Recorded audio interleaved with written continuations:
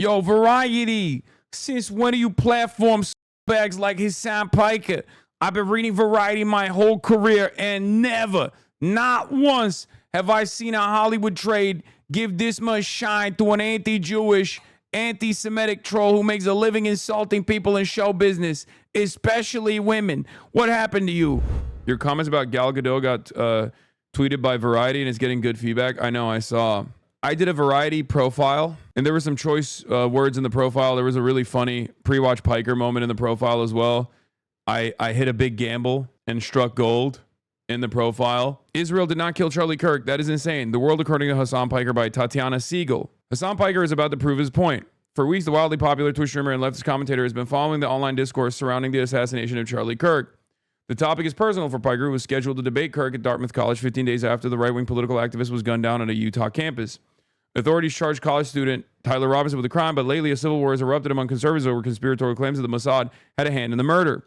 You would be surprised at how many people believe that stuff, he says, as he mulls the menu options of the crowded Chelsea restaurant on a brisk October morning. When our waiter arrives, Piker turns to the 20-something hipster. Can I ask you a question? Who is the most likely person that killed Charlie Kirk, he asks.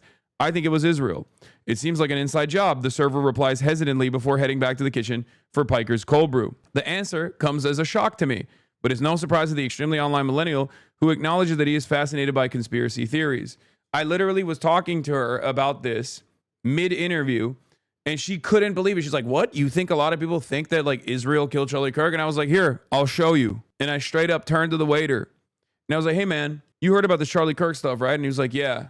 Who do you think did it? He said, straight up Israel. I watch every Candace Owens, Piker says, referring to the new media star of the far right who has fanned the flames of the Israel theory. He nods in the direction of our waiter. Is the reason why I know exactly where he is coming from with the Charlie Israel thing.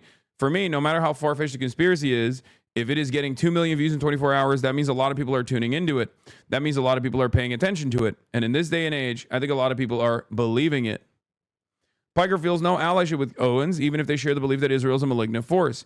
He is merely a student of the attention economy, a space in which he is thriving. With nearly 3 million followers on Twitch and 1.75 million YouTube subscribers, the 34-year-old influencer seems like a possible answer to the next question of when the left will find its own Joe Rogan.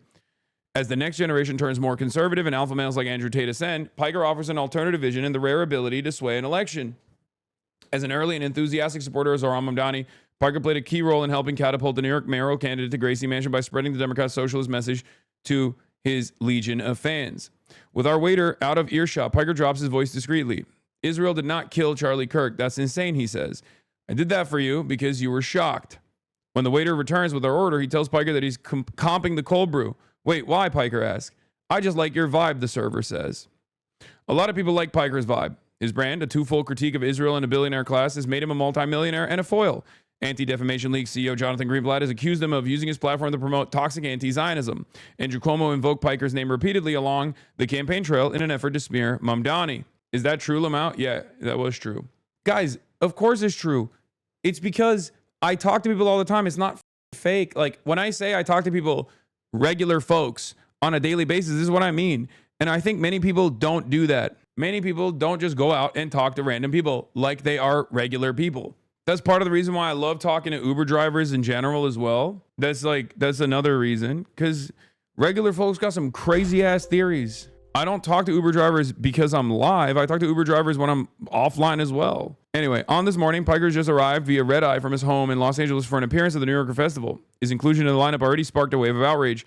Wearing a no logo sweatshirt, sweatpants, and a Free Palestine wristband, and an Apple Watch carrying a small Gucci bag that holds his Zyn supply, Piker signals a cross between conspicuous consumption and Bernie bro. Lurking beneath a camo hat emblazoned with the word thieves is a mind that poses one of the biggest PR threats to the pro-Israel set. The Jersey-born, Istanbul-raised, Rutgers-educated provocateur has no plans to back down. People like this photo, by the way. Do you guys think this photo is cool? I was a little worried about how it was going to look. What's up with all these fanfic-style interviews with you? What are the chances of this interaction happening perfectly with this interaction? This interview is going to end with, and everyone clapped. I know it sounds unbelievable, but if you talk to enough people all the time, you get a better feel for what their worldview looks like. I love that you think this person faked that interaction, by the way. They have no allegiance with me. Why would they do that? You only get this level of cynicism if you straight up have been brain broken, I think, by... I mean, it speaks to the kismet of it all. It speaks to like the coincidence of it all, but it also speaks to how much you maybe pay attention to a lot of the anti-Hassan content out there, maybe, because like it's just strange for you to assume that that would be unique. Like I have moments like that on stream all the time. The last 2 years I've been called anti-Semitic. I abhor anti-Semitism, and I've spent my entire professional media career combating it. I just happen to be anti-Israel, and that makes me a far greater threat than the likes of Nick Fuentes because they know he's a Nazi, he says, referring to yet another polarizing figure in the ongoing schism within the far right. By the way, this is before the Nick Fuentes stuff popped off on the right wing as well. So even that in and of itself is actually an interesting predicament. Even that situation was another pre-watch Piker moment because we were talking about this stuff before the schism became apparent. This is an interview I did that I was late to, that I talked to you guys about, if you recall, because I fell asleep and I almost missed it, before the New Yorker. I don't find kinship with the right because I think there are some on the right that just use Israel as a new opportunity to cut through the noise. His voice, famous from 2,674 live streams or 18,624 hours in front of a camera since he started on Twitch in 2018, is steady and evokes the East Coast liberal arts poli-sci education he received. Maybe they see kinship with me, but I've been here for decades, he says, because this is a problem that predates October 7. That's why a lot of people in the know shortly after October 7, myself included, were like, this is horrifying, but the reason as to why this is happening is because of 75 years of apartheid at that point. The genocide that was the inception of the Israeli nation state. And most people were just so oblivious to that reality. They were like, how dare you say something so barbaric? How dare you say something instead of just sitting there silently and mourning? But there's never been a moment in my life where I ever considered Israel to be anything but a criminal enterprise. This is in print, dude. This is Variety magazine. I need you to understand something. The world is changing so much. This is a Variety profile that isn't antagonistic on someone like myself, covering not only my worldview, my politics, but also straight up putting in print anti-Zionist statements. Hanging with Hassan Piker plays out a bit like one of his marathon streams on Twitch, a hybrid of live television and social media that allows creators to interact with his fans via chat. The hours float by as he flits from one topic to the next, a mix of politics and pop culture. He's discussed about Hollywood's treatment of pro-Palestinian voices who have lost most career opportunities, such as Scream actress Melissa Barrera, whose firing from the franchise happened, he says, at the peak of the panic. Some have been dropped by their agencies, including Susan Sarandon, love her, by UTA, or their labels like Roger Waters, he's awesome, over their Israel critiques. More recently, British punk rap duo Bob Vylan was cut by UTA for leading chants of death to the IDF during a performance in Glastonbury Festival. I don't think that's necessarily going too far, Piker says, of Bob Vylan's actions. I think the moment that you start talking about Jewish control or the Talmud is when people go too far. As a Muslim who sees so much Islamophobia, I'm very tuned into that dog whistle, like the overemphasis on Sharia. The notion that Mamdani would impose Sharia law in New York was indicative of the tenure of the final stretch of the mayoral race. They do it to Jewish people as well in a similar vein. I think that's when people go too far. From Piker's perspective, Amy Schumer should have been canceled for social media posts she made in the wake of October 7. Amy was going crazy and no punishments there. She was just straight up being like, they're all rape barbaric monsters. They're head choppers. We got to deal with them. Piker appears to be referencing an illustration Schumer shared and then deleted on Instagram that depicted pro-Palestinian supporters holding signs with such slogans as Gazans, Jewish girls only in self-defense, and proud of our martyrs. Despite calls for his cancellation for his criticism of Israel, Piker has withstood the heat. WME didn't drop me, which I think is very interesting, he says. He was told to tone it down, but he's vague about exactly who told him. He's getting a little too hot is what I heard, he says. Did he heed that warning? No, because I'm very stubborn, and if something is wrong, I'm going to call it out. And if I can't call it out, then I can't do my job. That's my job. That's what I do. So yes, I've gotten warnings, and I'm not oblivious. Journalist Taylor Lorenz, a friend of Piker's who has covered the subject of internet harassment for 15 years, says that he is unique in the breadth of his haters, from Vice President J.D. Vance to Democratic Representative Richie Torres. Hassan is a very particular strain of politics, which is leftism that is attacked by both mainstream centrist Democrats, bad faith left-wing actors, the right wing, and just internet trolls, Lorenz says. And he's on the most dramatic platform possible, Twitch, which has the most parasocial fan base of any platform. He gets the entire internet weaponized against him. He is the only straight man I've ever seen that has been gamer-gated. Earlier this year, that's such a funny line. That's true. I'm the first male victim of like actual successful objectification. I'm the first male victim of Gamergate. It's true though. It's literally so stupid. I mean, it still doesn't impact me in the same exact way that it would others, like in the same exact way that it would women in general, and that's because obviously we do still live in a patriarchal society, right? But that hasn't stopped people from trying, if you know what I mean. Earlier this year, Mamdani's mother, director Mira Nair, signed a petition calling for the Academy to rescind his invitation to Gal Gadot to appear at the Oscars for her support for Israel's military actions against Palestinians. Given that Gadot's comments throughout the conflict have centered on releasing the hostages, I asked Piker if such a campaign was fair. I think she should be banned from the Oscars for being a dog actress. I think she has no business being there for the crime of what she has done, not only to the DC franchise, but really any movie she's been a part of. So that was a joke, but I feel like it doesn't read like that when you read it out loud, right? Can you tell?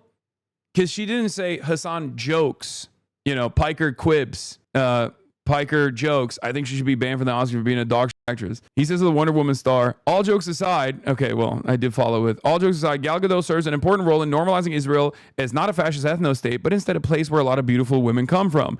And those beautiful women happen to serve in the IDF, because there's also this weird sexualization of the forces as well that takes place, and it plays another role in normalizing Israel and its activities and actions and whitewashing it. Now, that is also a somewhat unique perspective to hear in mainstream outlets as well. Not only did they actually put all of the anti-Zionist statements in there, this is something that I never in my life would have thought that Variety would actually ever feature a piece that just straight up said that Israel, Israeli propaganda weaponizes the hypersexualization of its own female forces in an effort to propagandize and whitewash their war crimes. By contrast, Piker appreciates the work of Natalie Portman, who is Israeli but has never served in the IDF like Gadot.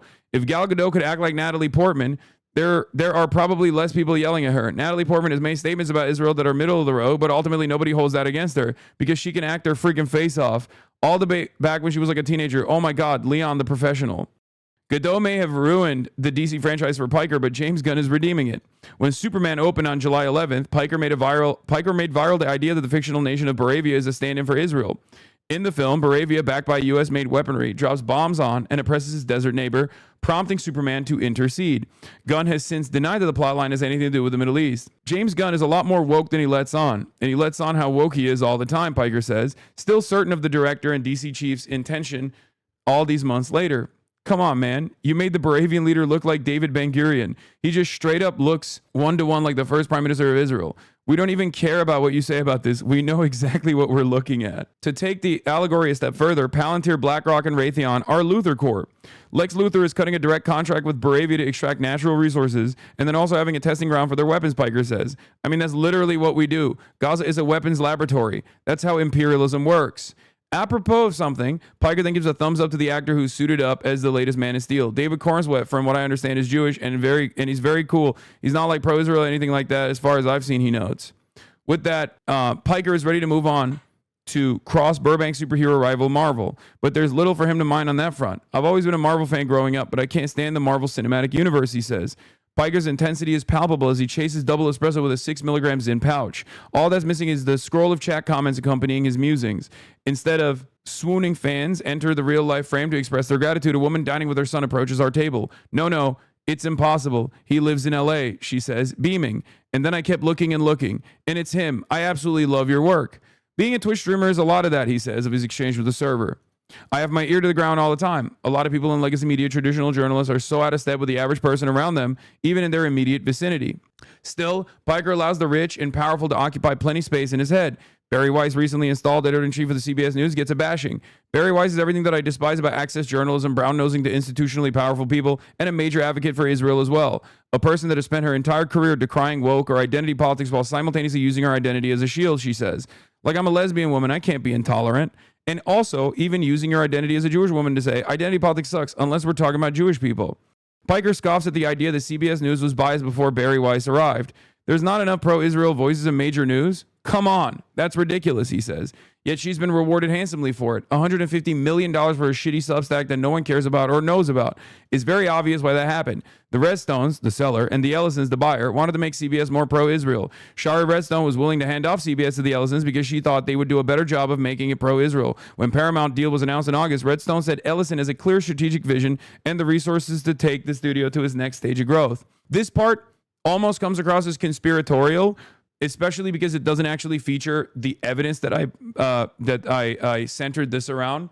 I've obviously covered this issue quite a bit on my broadcast, so you guys know about it. And I did actually bring it up in the interview as well. I literally showed her the article of Shari Redstone being like, I am finally selling the 60 Minutes after the 60 Minutes saga, right? Since the deal closed, the studio has made a series of moves that bolster Piker's contention that Paramount is now more Israel friendly. In September, it announced a petition signed by celebrities including Emma Stone and Javier Bardem that call for a boycott of Israeli film institutions that implicated in genocide and apartheid against Palestinians. Last month, CBS Morning's co-host Tony DeKoppel interviewed Israeli Prime Minister Benjamin Netanyahu in Tel Aviv. Barry Weiss was being packaged as someone who could bring top talent. Wow, Piker says. Benjamin Netanyahu never gives interviews anymore to American news. He talks to American news more than he does to Israeli news. Damn, I cooked. Perhaps it's Piker's complete lack of filter that makes him so attractive to his growing fan base. Most influencers with a red-hot career are careful not to bite the Hollywood hand that could feed them. As a result, these aspiring stars tend to punch down. Piker's willing to punch way up, all the way up to Larry Ellison, the second richest person on the planet, who backed his son David's successful bid to buy Paramount and also has a stake in TikTok. Piker's trying to explain the craven flip of the once liberal tech titan to the Republican side. When Larry Ellison first made that big donation to Marco Rubio for his presidential run in 2016, people were actually a bit confused. I think he's gay, maybe in the closet. I don't know. I hope he doesn't laser me down for speculating, he says with a laugh about the Oracle co-founder. Larry Ellison has been married to 6 women and is currently wed to Jolyn Zhu. But there are hacked emails that show Larry Ellison vetted Marco Rubio for fealty to Israel. And as Secretary of State, Rubio played a role in the TikTok talks that steered the company towards Ellison. Piker doesn't seem too concerned about the prospect of getting lasered down by any vengeful oligarch. I'm also not a stranger to super powerful social media platform owning billionaires directly hating me and making it a personal vendetta and their lives' mission to destroy me somehow, he says. In the wake of the Kirk assassination, Elon Musk took to his X to call for Piker's cancellation, dredging up past comments that walked up to the line. Musk even tagged Amazon founder Jeff Bezos. Amazon owns Twitch. Piker knows the irony that he's not even banned on X, never mind Twitch, because he's a power user and drives engagement. A lot of these guys are very thin-skinned, and I think the gravest mistake of my career was when I had Musk's ex-partner Grimes on my show, and she talked about how buff I was, and then I talked about how Tesla was shit, Piker says. Why are you so buff? That man has never lived it down. Grimes wasn't exaggerating. Piker is hard to miss with his muscular 6'4" frame. He works out 1 to 2 hours a day, a regimen that includes playing basketball. If he ingratiated himself better with the oligarchs, he would be courted by mainstream Hollywood. He's already heard the siren call and turned it down. His manager, former WME agent David Hunsinger, fielded a $1 million offer from one popular betting platform to run a ticker ad during just one stream on election night 2024. Piker said no. I'm not the easiest client, and not even because I get into trouble, Piker explains. I say no all the time to a lot of deals, like a lot of money, and that's why I really respect David, because throughout our entire professional relationship, he's probably said no to tens of millions of dollars. Starting number was $1 million, which means they could have probably gone up. He's happier helping the Mamdanis of the Democratic Party and sticking a thorn in the side of the Cuomo types. He brought up my name next to Hamas, he said during a debate with Mamdani. Why don't you denounce Hamas? Why don't you denounce Hassan Piker? Piker says the former Democratic governor turned independent mayoral candidate. I'm very similar to Zoran in many respects, and the same reasons why they would be resentful of Zoran or fearful of Zoran is the same reason why they despise me. With the election just 10 days away, Piker is keeping a low profile with the Mamdani campaign. I'm in a holding pattern right now, he says, with a hint of sadness creeping into his voice. I don't want to be too prominent in and around the Zoran stuff at the moment because I don't want him to use it as a line of attack over and over again. What the Cuomo campaign used was a soundbite of Piker, which, by the way, after I said this, they pumped it. This is before they did the extra attack ads, if you remember. Like, this was before the sequence, the wave of, like, Hassan Piker did 9/11 and Zoran Mamdani loves 9/11 ads. I just assumed that they would do it. What the Cuomo campaign used was a soundbite of Piker saying America deserved 9/11 during a 2019 stream. I was talking about blowback, a theory that has academic consensus at this point, that our meddling in the affairs of the Middle East has led to the blowback of 9/11, he explains. This wasn't to say 9/11 is good. It's a horrifying act of terror where 3,000 New Yorkers were slaughtered, and even many more with the first responders that tried to save as many people as possible. Yet it was, of course, weaponized against me. But as election night swung Mamdani's way, Piker wasn't keeping a low profile, but toasting with the millennial mayor-elect with Alexandria Ocasio-Cortez of the Brooklyn Paramount Victory Party. There he offered no mercy for Cuomo. What happened? I thought the Hassan Loves 9/11 was a successful campaign strategy, he said in a video that ran on his YouTube channel. Andrew Cuomo, fuck you, suck my dick. Before the Mamdani win becomes reality, however, Piker can only hope the polls are accurate, but he's feeling confident as we walk along a busy stretch of 10th Avenue. An older man wearing a bandana and hoop earrings stops in his tracks and claps as he recognizes Piker. It's a sign that the streamer's message about Mamdani and or Israel is resonating. Then it hits me that Piker has no security detail as he mingles with the masses. Post Kirk, that seems unwise. I make it a point not to have bodyguards when I'm around the people, he says. I think it was it Fidel Castro or Che Guevara who said, I have a moral vest? It was Castro. No one cares. You seem like you care. Getting mad enough to comment on an article that no one cares. Interesting. Extremely well-written profile. Regardless of what the oligarchs desire, there's a reason why Parker has resonated with so many people. That's one of my favorite profiles of all time, straight up. It was a banger. That ending was so hard, bro. Literally made me tear a bit. Was this a standard 20K? Goodbye. Chad, but man, I would not be worried. I would not be worried if you were in Europe or Asia, but your country is so crazy with their guns. No, I know. And yeah, the article was actually posted on their, or this quote was posted on their social media, and it went LeBron numbers, dude. 71,000 likes. Siempre está protegido con su traje. ¿Cuál traje? What suit? Everybody says you always have Sé que todo el mundo dice que usted tiene un chaleco a prueba de balas. No. Voy a desembarcar así en Nueva York. I will land in New York like this. Tengo un I will chaleco. land in New York like this. Tengo un chaleco moral. I have a moral one. A moral A vest. moral vest. Qué fuerte. It's strong. Ese me ha protegido siempre. That one has protected me always. Es uno de los más ha intentado matar, la verdad. Pero parece que tiene 7 vidas como el gato. Hate to be a Bellskill, and I love the moral vest quote, but I gotta remind you, to thousands of lunatics is a moral bullseye. It is what it is. This was actually Che Guevara who said this moments before his assassination, but I am but a man. What are you gonna do? You can't live life like that. The moral vest was Fidel Castro. It happens. Did the writer know of you before the profile? Feels like they didn't really, which is nice for these types of profiles. Really well done.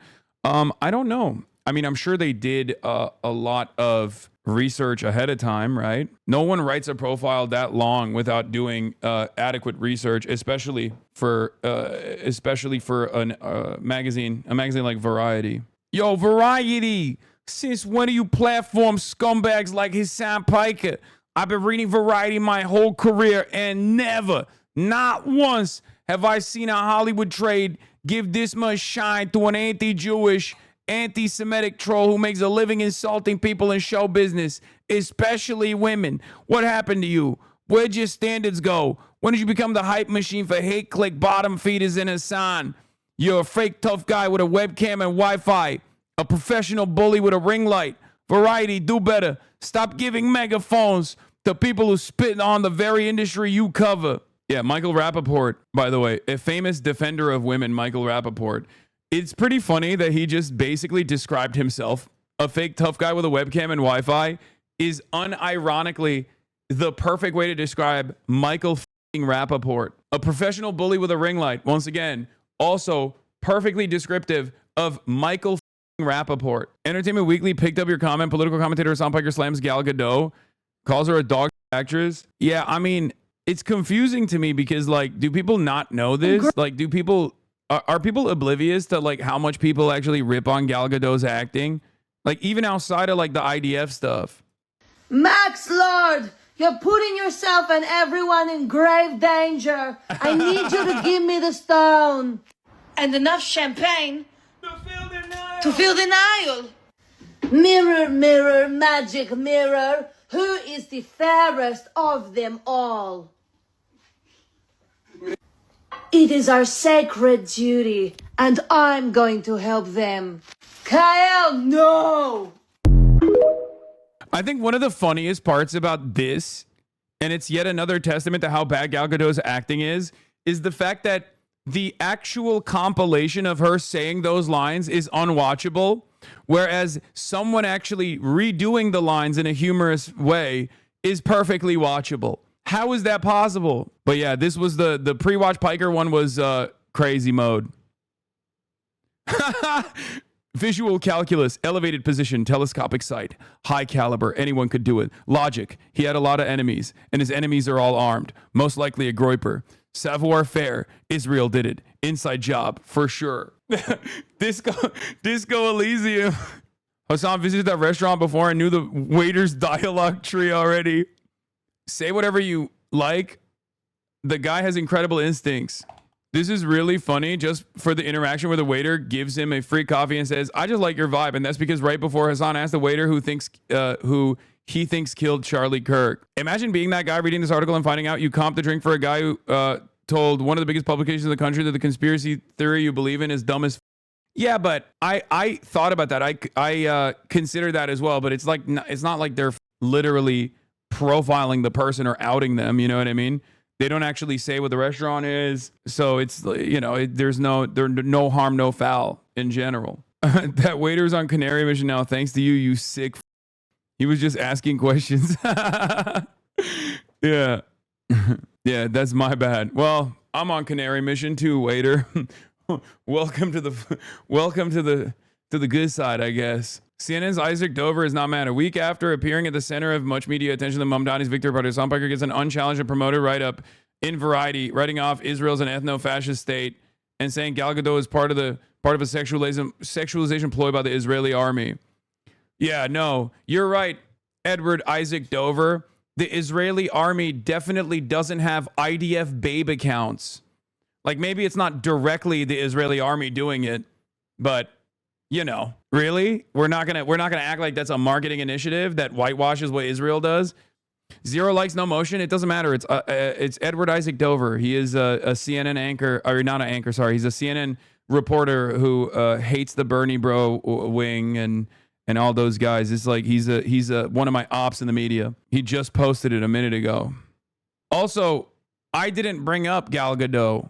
The journalist did. What is the expectation? I just hold it in? I'm not. That's kind of my whole brand, don't you think? That's just what I do. I do not hold it in. Yeah, they definitely put attractive soldiers on every birthright trip, including mine, for no reason. Exactly. Kalel, no.